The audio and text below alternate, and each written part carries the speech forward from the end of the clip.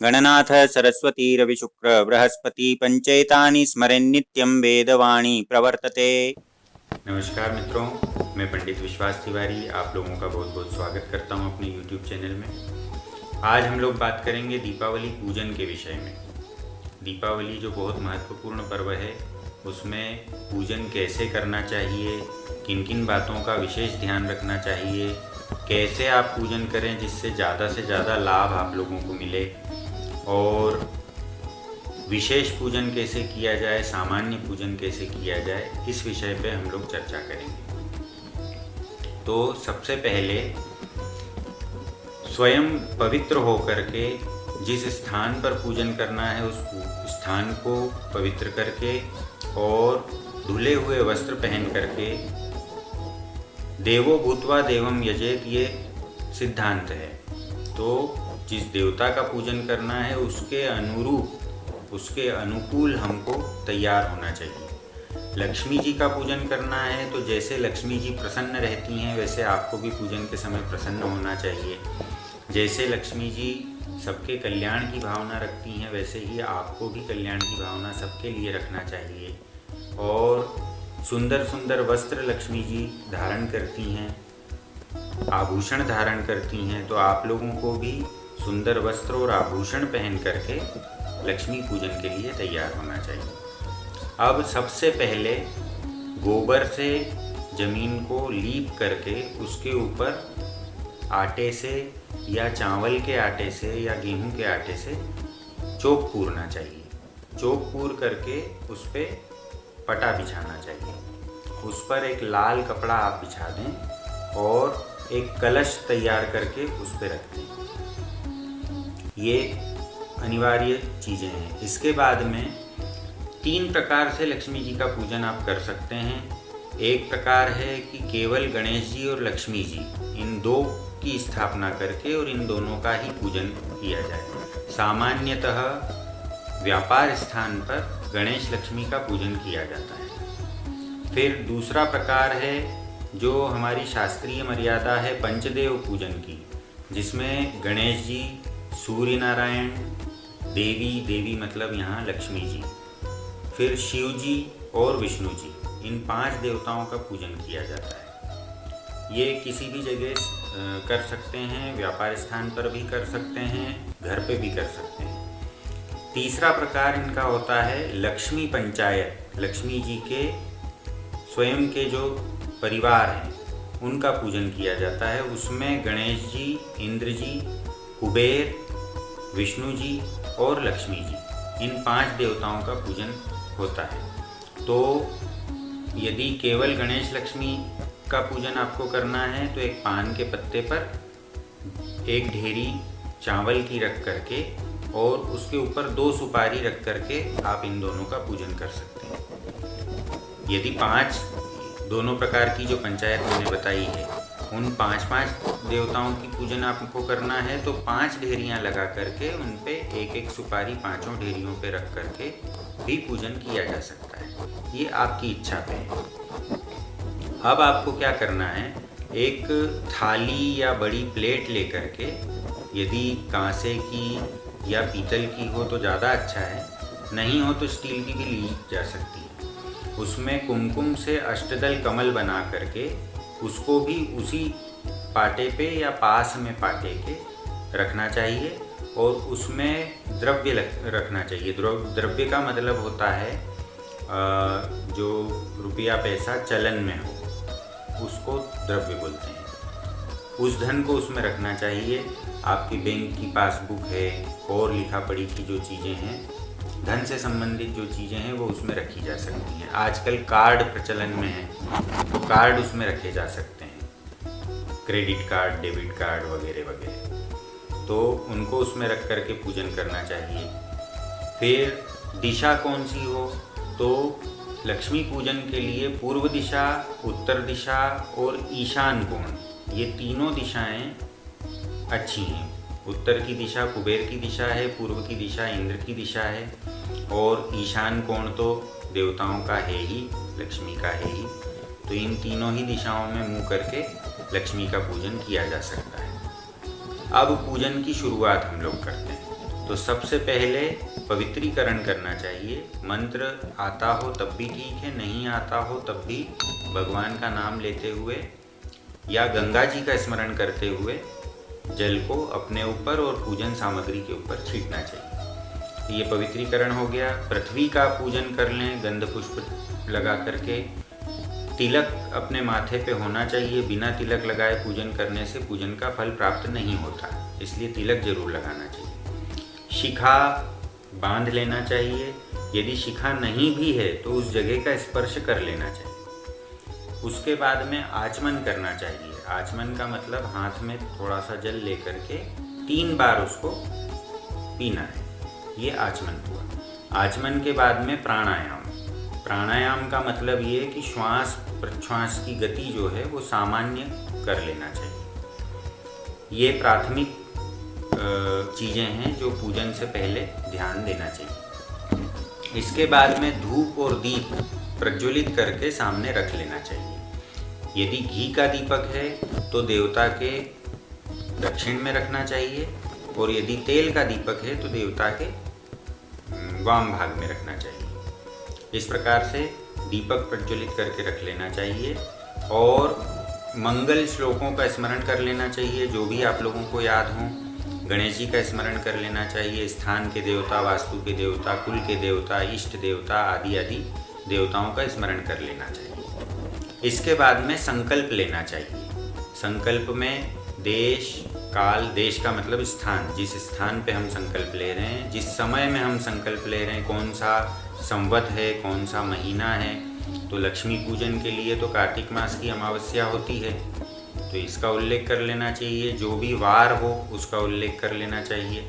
अपने नाम और गोत्र का उल्लेख करके किस उद्देश्य से हम ये पूजन कर रहे हैं इसका उल्लेख कर देना चाहिए। कुछ चीज़ें ऐसी हैं जो लक्ष्मी पूजन में उपस्थित रहें तो ज़्यादा अच्छा रहता है, जैसे सोना, चांदी, आंवला, बेल का फल या बेलपत्र भी, और कमल, सिंगाड़ा, धान का लावा, मतलब लाजा भी बोलते हैं उसको, लावा भी बोलते हैं। दिवाली की धानी के नाम से जो प्रसिद्ध है वो। अनार का फल यदि प्राप्त हो जाए तो वो बहुत अच्छा है। गन्ना मतलब ईख, वो भी लक्ष्मी पूजन में होना चाहिए। कुछ मिठाई जरूर होना चाहिए। कुछ ना हो तो गुड़ भी रखा जा सकता है, बताशे रखे जा सकते हैं। और घी के दीपक जरूर होना चाहिए। यदि अधिक संख्या में घी के दीपक न भी जला सकें तो कम से कम 1 दीपक घी का अवश्य होना चाहिए। अब सबसे पहले आवाहन करना चाहिए। मंत्र नहीं भी मालूम है तो भावना से आवाहन करना चाहिए। इसके बाद में आसन निवेदन करना चाहिए कि आइए आप बैठिए। फिर पाद्य का मतलब होता है पैर धुलाना। भगवान लक्ष्मी जी और जो भी देवताओं को हमने बुलाया है उनके पैर धुलाना चाहिए, उनको अर्घ्य देना चाहिए। अर्घ्य के बाद में आचमन करवाना चाहिए। आचमन के बाद में स्नान करवाना चाहिए। स्नान के बाद में पंचामृत पहले से तैयार करके दूध, दही, शहद, शक्कर, घी, ये 5 चीज़ों को इकट्ठा करके पंचामृत बना के उनको उससे भी स्नान करवाना चाहिए। फिर शुद्धोदक स्नान करवाना चाहिए, मतलब शुद्ध जल से स्नान करवाना चाहिए। फिर वस्त्र, अलंकार, इत्र, ये चीज़ें चढ़ाना चाहिए। वस्त्र यदि नहीं है तो पचरंगी नाड़े का टुकड़ा चढ़ाना चाहिए। अलंकार के स्थान पर चावल चढ़ा देना चाहिए और इत्र चढ़ा देना चाहिए। इसके बाद में तिलक आदि गंध, तो उसमें कुमकुम, हल्दी, अबीर, गुलाल, सिंदूर, चंदन, मेहंदी, ये सारी चीज़ें उपयोग में लेना चाहिए। फिर पुष्प और पुष्प मालिका ये चढ़ाना चाहिए। धूप और दीप उनको दिखा देना चाहिए। नैवेद्य मतलब जो भी मिठाई या अन्न पकवान वगैरह हैं वो उनको निवेदन करना चाहिए। फल जरूर चढ़ाना चाहिए, कोई फल चढ़ा देना चाहिए। फल के बाद में तांबूल मतलब पान का पत्ता, सुपारी, लौंग, इलायची, ये चीज़ें चढ़ाना चाहिए। इसके बाद में कुछ दक्षिणा पूजन में जरूर चढ़ाना चाहिए। दक्षिणा के बाद नीराजन का मतलब होता है आरती। तो मुख्य आरती जो है वो तो आखिरी में की जाएगी। अभी केवल कपूर जला करके सामने रख देना चाहिए, या आखिरी वाली जो आरती होती है उसी में सब कुछ हो जाएगा। नीराजन वो भी होता है। पुष्पांजलि, प्रदक्षिणा और साष्टांग दंडवत प्रणाम करना चाहिए। इसके बाद में प्रार्थना करना चाहिए कि हमने जो पूजन किया वो आप स्वीकार करिए और हमको आशीर्वाद दीजिए। अब यदि सूक्ष्म पूजन आप करना चाहते हैं, सूक्ष्म का मतलब विशेष पूजन आप करना चाहते हैं, तो देवी लक्ष्मी के अंगों का पूजन होता है, वो भी आप कर सकते हैं। अनिवार्य नहीं है लेकिन कर सकते हैं। तो सबसे पहले उनके पैरों में चपलायै नमः इस मंत्र से पूजन करना चाहिए। गंध पुष्प आप एक बर्तन में फूलों को थोड़ा सा कुमकुम, हल्दी, चावल डाल करके पहले से रख लें, उसमें से थोड़ा सा उठा करके उनको चढ़ाएं। तो चपलायै नमः पादौ पूजयामि, चंचलायै नमः जानुनीं पूजयामि, जानुनी मतलब घुटने, कमलायै नमः कटिं पूजयामि, कटि मतलब कमर, कात्यायन्यै नमः नाभिं पूजयामि, नाभि। फिर जगन्मात्रे नमः जठरं पूजयामि, जठर मतलब पेट, और विश्ववल्लभायै नमः वक्षस्थलं पूजयामि, यहाँ पर। फिर कमलवासिन्यै नमः हस्तौ पूजयामि, उनके चारों हाथों में। पद्माननायै नमः मुखं पूजयामि, मुख पे। फिर कमलपत्राक्ष्यै नमः नेत्रत्रयं पूजयामि, तीनों नेत्रों पे। और श्रियै नमः शिरः पूजयामि, और महालक्ष्म्यै नमः सर्वांगम पूजयामि, सारे अंगों पे गंध पुष्प छोड़ना चाहिए। ये हुई देवी की अंग पूजा। इसके बाद में अष्ट सिद्धि का भी पूजन किया जा सकता है। तो अष्ट सिद्धियों में पूर्व देवी के ही, जहाँ पे आपने देवी को बिठाया है उन्हीं के पूर्व दिशा में अणिमायै नमः, अग्निकोण में महिमायै नमः, दक्षिण कोण में गरिमायै नमः, नैऋत्य कोण में लघिमायै नमः, पश्चिम में प्राप्त्यै नमः, वायव्य में प्राकाम्यै नमः, उत्तर में ईशित्वाय नमः, और ऐशान्य में वशित्वाय नमः। इस प्रकार से अष्ट सिद्धियों का पूजन करना चाहिए, और इसी प्रकार से, इसी क्रम से अष्ट लक्ष्मियों का भी पूजन करना चाहिए। तो आद्य लक्ष्म्यै नमः, विद्या लक्ष्म्यै नमः, सौभाग्य लक्ष्म्यै नमः, अमृत लक्ष्म्यै नमः, काम लक्ष्म्यै नमः, सत्य लक्ष्म्यै नमः, भोग लक्ष्म्यै नमः, योग लक्ष्म्यै नमः। इस प्रकार से अष्ट लक्ष्मियों का पूजन करना चाहिए। ये पूजन कर लेने के बाद में दीपावली पे विशेष तौर पे देहली विनायक का पूजन होता है। तो जो देहली मुख्य द्वार है घर का, उसके ऊपर एक स्वस्तिक बना करके दाएं और बाएं शुभ और लाभ लिख करके पूजन करना चाहिए। फिर महाकाली दावात का पूजन होता है। काली का पूजन, लक्ष्मी का पूजन और सरस्वती का पूजन साथ में होता है, लेकिन रूप अलग अलग होते हैं। तो काली का पूजन दवात में, जिसमें स्याही भरी होती है, यदि वो उपलब्ध ना हो तो इंक पैड में पूजन करना चाहिए। फिर कलम का पूजन करना चाहिए। लेखनी, पेन, पेंसिल, कलम, जो भी आप लोग बोलते हो, उसका पूजन करना चाहिए। सरस्वती का पूजन पंजिका में, पंजिका का मतलब बही, या बही ना हो तो एक कॉपी रख करके उसका पूजन करना चाहिए। डायरी रख करके भी कर सकते हैं। फिर कुबेर का पूजन, जहाँ भी आप धन रखते हों, गल्ला हो, तिजोरी हो, उसमें कुबेर का पूजन करना चाहिए। यदि आपको तुला मतलब तराजू का उपयोग होता हो तो तुला का पूजन भी उस दिन किया जाता है।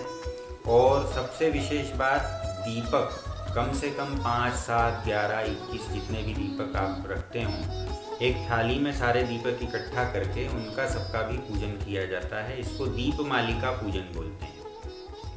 ये कर चुकने के बाद प्रधान आरती, लक्ष्मी जी की आरती करना चाहिए, पुष्पांजलि देना चाहिए, क्षमा प्रार्थना करना चाहिए, और इसके बाद में जो पूजन किया है उसका फल लक्ष्मी जी को ही अर्पण कर देना चाहिए, क्योंकि बिना उसके पूजन पूर्ण नहीं होता। तो लक्ष्मी जी को स्वयं का भी और उस पूजन के फल का भी समर्पण करना चाहिए। इस प्रकार से लक्ष्मी पूजन करने से निश्चित रूप से लक्ष्मी जी की कृपा प्राप्त होती है। आज के वीडियो में इतना ही। आप लोगों को बहुत अच्छा लगा हो वीडियो तो ज़रूर लाइक करिए, शेयर भी करिए। सब्सक्राइब नहीं किया है तो कर लीजिए, बेल आइकन ज़रूर दबा लीजिए। आप लोगों को दीपावली की बहुत बहुत शुभकामनाएं। धन्यवाद। सर्वे भवन्तु सुखिनः। हर हर महादेव।